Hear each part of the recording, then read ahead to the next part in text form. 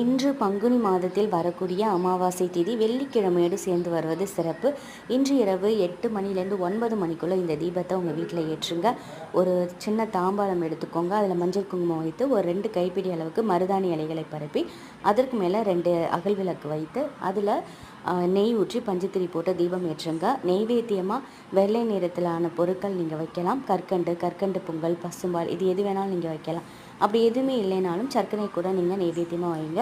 தீபத்தை ஏற்றி வச்சுட்டு மகாலட்சுமி தாயாருக்கு உகந்த மந்திரங்கள் உங்களுக்கு தெரிந்ததை சொல்லுங்கள். பணவரவு அதிகரிக்கணும் கோரிக்கையை வைங்க. இந்த தீபம் குறைஞ்சது 1 மணி நேரம் எரியட்டும். இது மறுநாள் காலையில் இந்த இலையை எடுத்து ஒரு வெள்ளை துணி அல்லது பச்சை துணி இல்லைனாக்கா சிகப்பு துணியில் மூட்டையாக கட்டி பணம் வைக்கக்கூடிய இடத்துல வச்சுருங்க. 48 நாள் அப்படியே இருக்கட்டும். 49வது நாள் அந்த இலையை கொண்டு போயிட்டு ஓடுற தண்ணியில் இல்லை செடி கொடி கால்படாத இடத்துல போட்டுருங்க. பண வரவு அதிகரிக்க எளிமையான ஒரு வழி.